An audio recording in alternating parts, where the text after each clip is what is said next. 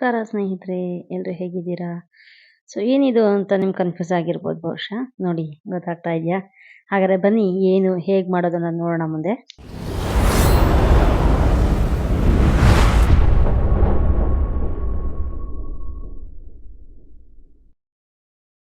Actually ಈ ಅಡುಗೆಯಲ್ಲಿ ನಾನು ಇಲ್ಲಿ ಸ್ವಲ್ಪ ಕೂಡ ಎಣ್ಣೆ, ತುಪ್ಪ ಏನು ಬಳಸಿಲ್ಲ. ಹಾಗಾಗಿ ಹೇಗೆ ಮಾಡೋದನ್ನ ನೋಡೋಣ. ಸೊ ಫಸ್ಟ್ ನಾವು ಮಾಡ್ತಾ ಇರೋ ಡಿಶ್ ಯಾವುದಂದರೆ ಮಟನ್ ಬಿರಿಯಾನಿ. ಹಾಗಾಗಿ ಮಟನ್ನಲ್ಲಿ ಕೊಲೆಸ್ಟ್ರಾಲ್, ಕೊಬ್ಬಿನಾಂಶ ಬರುತ್ತಲ್ವ, ಕೊಬ್ಬಿನಾಂಶ. ಸೊ ಆ ಕೊಬ್ಬನ್ನು ಇಲ್ಲ ಹಾಕಿ ಹಾಗೆ ಅದನ್ನು ಕರಗಿಸಿ ಅದರಲ್ಲಿ ಬರುವಂತಹ ಆಯಿಲ್ ಇದೆಯಲ್ಲ, ಅದರಲ್ಲಿ ಮಾಡ್ತಾ ಇರೋಂತಹ ಬಿರಿಯಾನಿ. ಸೊ ಹಾಗಾದರೆ ಬನ್ನಿ ಹೇಗೆ ಮಾಡೋಣ. ತುಂಬ ಇನ್ಸ್ಟೆಂಟಾಗಿ ಮಸಾಲೆ ಇಲ್ಲದೆ ಮಾಡೋದು ಹೇಗೆ ಅನ್ನೋದನ್ನ ನೋಡ್ಕೊಂಬರೋಣ.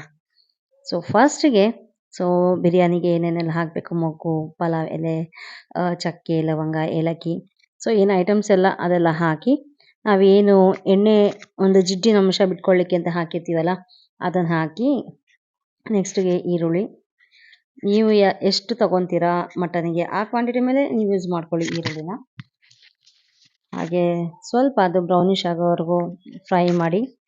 ನೆಕ್ಸ್ಟಿಗೆ ಅದಾದ ನಂತರ ಟೊಮ್ಯಾಟೊ ತೊಗೊಳ್ಳಿ, ಹಸಿಮೆಣ್ಸಿನ್ಕಾಯಿ. ಸೊ ನಾನು ಯಾವುದು ಪ್ರಿಪೇರ್ ಮಾಡ್ಕೊಂಡಿರಲಿಲ್ಲ, ಯಾಕಂದರೆ ಸಡನ್ನಾಗಿ ಡಿಸೈಡ್ ಆಗೋವಂಥದ್ದು ಇದು. ಹಾಗಾಗಿ ನಾನು ಏನು ಪ್ರಿಪ್ರೇಷನ್ ಮಾಡ್ಕೊಂಡಿರಲಿಲ್ಲ, ಬೇಗ ಬೇಗ ಹಾಗೆ ಎಲ್ಲ ಇಂಗ್ರೀಡಿಯೆಂಟ್ಸ್ನ ಹಾಕಿ ಮಾಡ್ತಾಯಿದ್ದೀನಿ.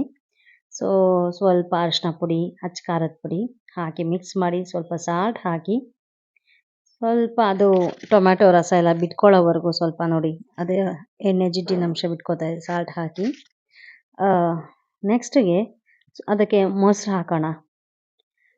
ತುಂಬ ಕ್ರಿಸ್ಪಿಯಾಗಿ ಚೆನ್ನಾಗಿ ಸಾಫ್ಟ್ ಜ್ಯೂಸಿಯಾಗಿ ಬರುತ್ತೆ ಚಿಕನ್ ಮೊಸರು ಹಾಕಿದ್ರೆ. ಈವನ್ ರೈಸ್ ಕೂಡ ತುಂಬ ಸಾಫ್ಟಾಗಿ ಬರುತ್ತೆ. ಹಾಗಾಗಿ ಮೊಸರು ಹಾಕಿದ್ರೆ ತುಂಬ ಚೆನ್ನಾಗಿರುತ್ತೆ. ಅದು ಸ್ಕಿಪ್ ಮಾಡ್ಕೊಬೋದು, ಬಟ್ ಹಾಕಿದ್ರೆ ತುಂಬ ಚೆನ್ನಾಗಿರುತ್ತೆ. ಸೊ ನೆಕ್ಸ್ಟಿಗೆ ಮಟನ್ ಹಾಕ್ಕೊಳ್ಳೋಣ.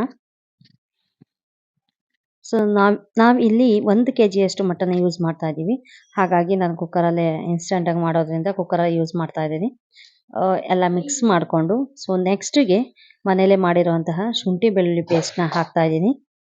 ಆದಷ್ಟು ಮಾಡೋರು ಮನೆಯಲ್ಲೇ ತಯಾರು ಮಾಡ್ಕೊಳ್ಳಿ ಶುಂಠಿ ಬೆಳ್ಳುಳ್ಳಿ ಪೇಸ್ಟ್ನ, ಹೊರಗಡೆ ಬೇಡ. ಬಿಕಾಸ್ ಅದು ತುಂಬ ದಿನ ಯೂಸ್ ಬರಲಿ ಅಂತ ಹೇಳಿ ಸಾಲ್ಟು ಅದು ಹಾಕ್ತಾರೆ. ಬಟ್ ಆರ್ಗ್ಯಾನಿಕ್ ಆಗಿ ಮನೆಯಲ್ಲೇ ತಯಾರು ಮಾಡಿ ಹಾಕೋದ್ರಿಂದ ತುಂಬ ಟೇಸ್ಟ್ ಚೆನ್ನಾಗಿರುತ್ತೆ.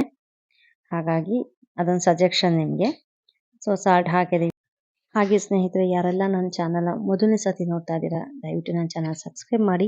ಸಬ್ಸ್ಕ್ರೈಬ್ ಮಾಡಿರೋರು ನನ್ನ ವಿಡಿಯೋಸ್ನ ಕೊನೆವರೆಗೂ ವಾಚ್ ಮಾಡಿ, ಲೈಕ್ ಕೊಡಿ, ಹಾಗೆ ಇಷ್ಟವಾದರೆ ಶೇರ್ ಮಾಡಿ. ದಯವಿಟ್ಟು ಕಮೆಂಟ್ಸ್ ಕೊಡೋದನ್ನು ಮಾತ್ರ ಮರಿಬೇಡಿ. ಸೊ ನೀವು ಕಮೆಂಟ್ಸ್ ಕೊಡೋದು ನಮಗೆ ತುಂಬ ಇಂಪಾರ್ಟೆಂಟು. ನಮಗೆ ಒಂಥರ ಎಂಕರೇಜ್ಮೆಂಟ್ ಇದ್ದಂಗೆ ಅದು ನೀವು ಕಮೆಂಟ್ಸ್ ಕೊಡೋದು.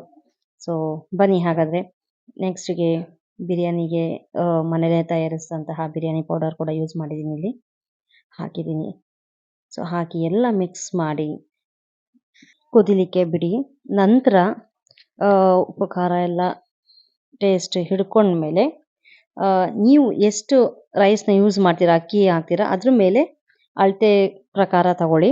ಇಲ್ಲಿ ನಾನು 2 ಪಾವು ಹಾಕಿದ್ದೀನಿ, ಅಂದರೆ 2 ಗ್ಲಾಸ್ ಅಕ್ಕಿ ಹಾಕಿದ್ದೀನಿ. ಹಾಗಾಗಿ ನಾನು ಇಲ್ಲಿ 2 ಗ್ಲಾಸ್ ಅಷ್ಟು ಅಳತೆ ವಾಟರ್ ಕೂಡ ಹಾಕಿದ್ದೀನಿ.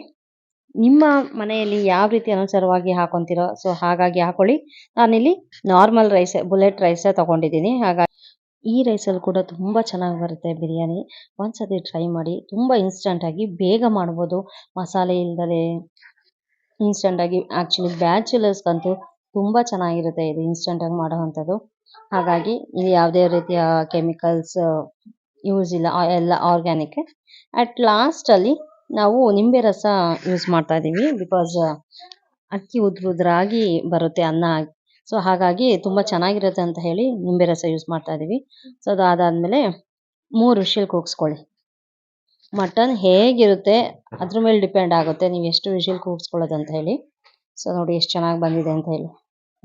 ತುಂಬ ಸ್ಪೈಸಿ ಆ್ಯಂಡ್ ಜ್ಯೂಸಿ, ತುಂಬ ಜ್ಯೂಸಿಯಾಗಿ ಬಂದಿದೆ, ತುಂಬ ಚೆನ್ನಾಗಿ ಕೂಡ ಬಂದಿದೆ. ಟೇಸ್ಟ್ ಕೂಡ ಅಷ್ಟೇ ಚೆನ್ನಾಗಿರುತ್ತೆ. ಒಂದ್ಸತಿ ಟ್ರೈ ಮಾಡಿ, ಕಮೆಂಟ್ಸಲ್ಲಿ ತಿಳಿಸಿ ಹೇಗೆ ಅಂತ ಹೇಳಿ. ನೋಡ್ತಾ ಇದ್ದೀರಾ ಹೇಗಿದೆ ಅಂತ, ತುಂಬ ಚೆನ್ನಾಗಿ.